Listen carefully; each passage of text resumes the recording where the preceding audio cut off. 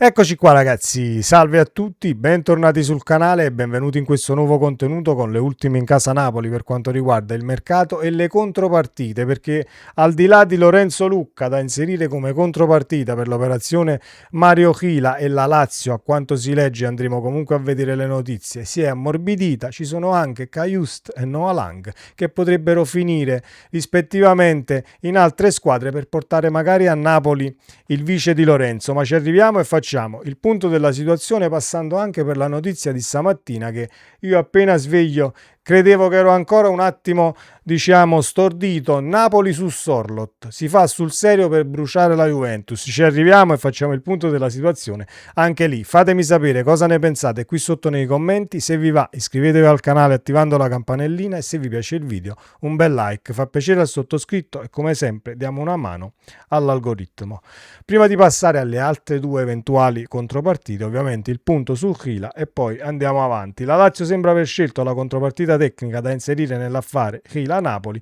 I biancocelesti avrebbero deciso di puntare su Lorenzo Lucca per rinforzare l'attacco. La Lazio ha aperto al centravanti, ma c'è un nodo da sciogliere per il via libera definitivo e il nodo da sciogliere è tutto da ridere, ma ci arriviamo. Ecco cosa si legge stamattina: Lorenzo Lucca potrebbe finire la Lazio nell'operazione Chila-Napoli. Lucca a mercato ha tanti estimatori e sono molte le telefonate che sta ricevendo il DS Manna in questo momento. Fino all'altro ieri non ci sono offerte a Lucca, per Lucca non arriva nessuno e quant'altro. Oggi, 48 ore dopo, è cambiata tutta la zuppa e noi ne siamo contenti nel caso dovesse essere così, perché poi piazziamo un calciatore, prendiamo ciò che ci serve, un difensore fatto finito e che a me piacerebbe ovviamente tantissimo vedere con la maglia del Napoli. Lorenzo Lucca a Napoli ha faticato ad ambientarsi, ha avuto le sue chance ma se le giocate male, però la maglia azzurra pesa, mette una pressione fuori dal comune, per questo in molti sono ancora convinti che il vero Lucca possa ritrovarsi in un'altra realtà al limite alla Lazio, che comunque meno partite, meno competizioni, meno aspettative, puoi giocare in maniera sicuramente più tranquilla e magari con continuità. Se lo ritrova un Lucca in più la Lazio e noi ci ritroviamo un grandissimo difensore in rosa. Attenzione però, la Lazio si dice che si è ammorbidita, ma dobbiamo fare sempre attenzione perché Lotito ha già mandato calciatori in scadenza fino all'ultimo giorno di contratto, li ha tenuti in tribuna. Comunque diciamo che si potrebbe mettere di traverso in ogni momento la questione, quindi o la chiudi come si deve e quanto prima, perché ovviamente la Lazio più passano i giorni e più va sotto pressione dal punto di vista del mercato, i paletti saldo zero e il 30 di giugno che è una data ovviamente ultima per quanto riguarda il poter rientrare da quel punto di vista, e quindi dobbiamo fare attenzione anche se la situazione si è ammorbidita e noi ne siamo assolutamente felici, così come le contropartite potrebbero essere inserite in altre operazioni. Si legge Cajuste Genoa, Noah Lang addirittura Fiorentina per diciamo giocare sul vice di Lorenzo, in questo caso Dodò da una parte e Norton Cuffi per quanto riguarda il Genoa. Il Napoli fa bene ad inserire comunque contropartite, anche perché ci sono tanti calciatori in rosa, tanti esuberi, tanti torneranno. Inserirei tranquillamente Cajuste perché ovviamente non ci punterà sicuramente il Napoli, non avendolo visto quasi mai, ecco, da quando l'hai acquistato. Però su Noah Lang non vorrei che poi diciamo contropartite che vanno da un'altra parte vestono un'altra maglia, poi ci mangiamo le mani per quanto riguarda le prestazioni di eventuali calciatori. Ovviamente devi anche cercare di scegliere come si deve e dici ok, però a me serve il vice di Lorenzo, lo scelgo come si deve, inserisco la contropartita, concludo l'operazione e poi alziamo le mani noi tifosi e il Napoli saprà sicuramente cosa fare al meglio. Chiudiamo la situazione terzino destro anche perché Calaili sembra molto ma molto avanti. Il Napoli e il calciatore sono d'accordo su 5 anni di contratto a 1,5 milioni. Con l'Union Saint-Gilloise si potrebbe tranquillamente chiudere e scendere a compromessi, operazione che comunque non è da 50, 60, 70, 90 milioni che siano, 15 milioni, 15, 18, queste sono le cifre che comunque girano e si potrebbe anche chiudere, ma il Napoli appunto non sta affondando su un determinato calciatore, il vice di Lorenzo in questo caso, perché con gli esuberi potresti anche portare a casa quello che più piace, tra virgolette, ad Allegri. Abbiamo parlato anche di Molina e la situazione resta comunque come era negli ultimi giorni, quando abbiamo letto le ultime notizie. Sorloth al Napoli. Ci pensa il Napoli per battere la concorrenza della Juve.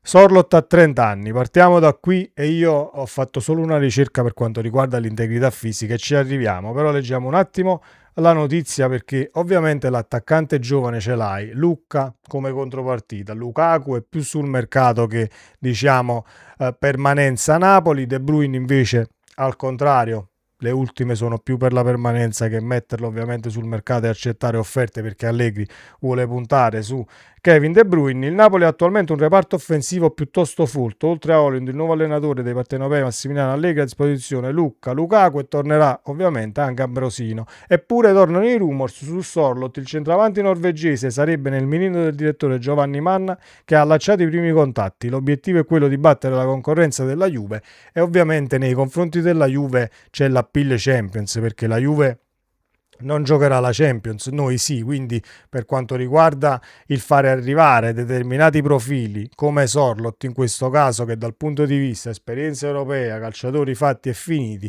sceglierebbero sicuramente una squadra con una competizione e un palcoscenico diverso da poter percorrere che è quello della Champions League, al di là dell'Europa League dove è ovviamente la Juventus.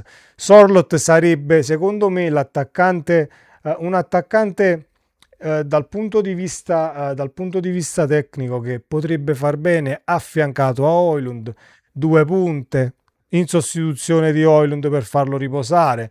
È un attaccante che a me comunque non è mai dispiaciuto. Poi possiamo parlare e possiamo dirne tante, sì, ma a 30 anni, profili da 30 anni, però per quanto riguarda ovviamente l'integrità fisica del calciatore, che siamo tutti d'accordo, a 30 anni, però vi vado a leggere un attimo la cronologia infortuni, perché noi ci siamo trovati a leggere la cronologia infortuni non molto tempo fa di Zeballos, che ovviamente è una cartina geografica incredibile. Zeballos comunque dal punto di vista fisico ne ha passate di tutti i colori pur essendo giovane, invece Sorloth pur avendo un'età più avanzata per quanto riguarda ovviamente l'aspetto anagrafico, 2024-2025, infortunio muscolare 9 giorni, 2023-2024, problemi alla coscia 25 giorni, quindi nemmeno un mese, poi 22-23, 5 giorni di malattia, 22-23, 9 giorni per influenza, contusione al piede 10 giorni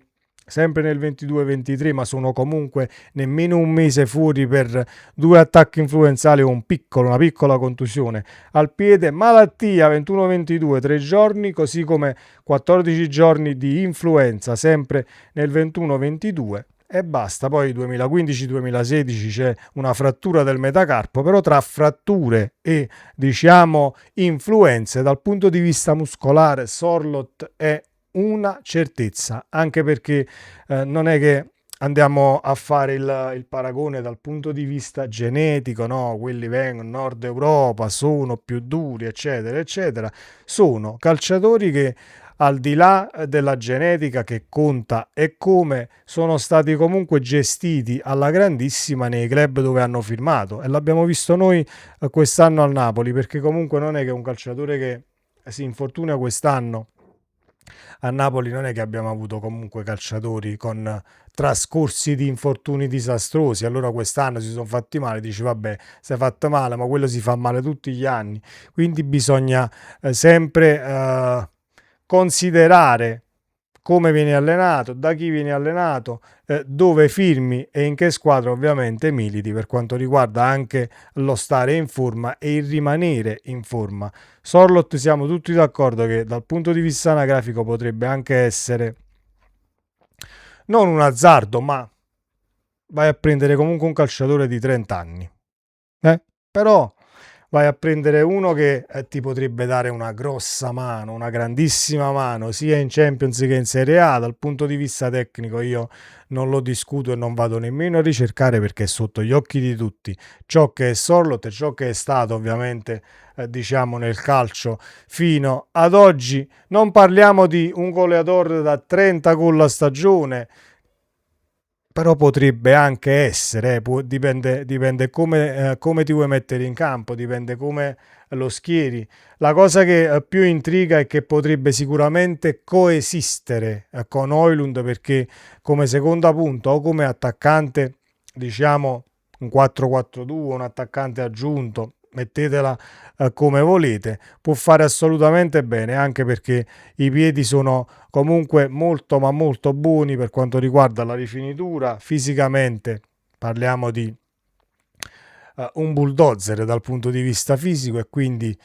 diciamo copertura del pallone, far salire la squadra, non dovremmo avere alcun problema, avendo Højlund che comunque andrebbe a risparmiare un tantino ciò che ha fatto nel Napoli di Conte, prendendo comunque botte e schiaffi su qualsiasi campo siamo andati, da qualsiasi centrale ovviamente che lo marcava. Quindi dividere le situazioni approfittando di un Højlund più di inserimento, di un Højlund che è più rapido, di un Højlund che è più giovane, sarebbe un gran bel profilo. Ma mi fermo qui, altrimenti vado avanti con i sogni di Sorloth, perché leggere questi nomi fa sempre piacere, ovviamente accostati al Napoli, però parliamo comunque di indiscrezioni di mercato a giugno. Ma il Napoli comunque si sta muovendo per quanto riguarda le situazioni avanzate, a mio avviso anche bene, pur avendo questa incognita dell'allenatore che sta operando da lontano, e comunque questa situazione Allegri che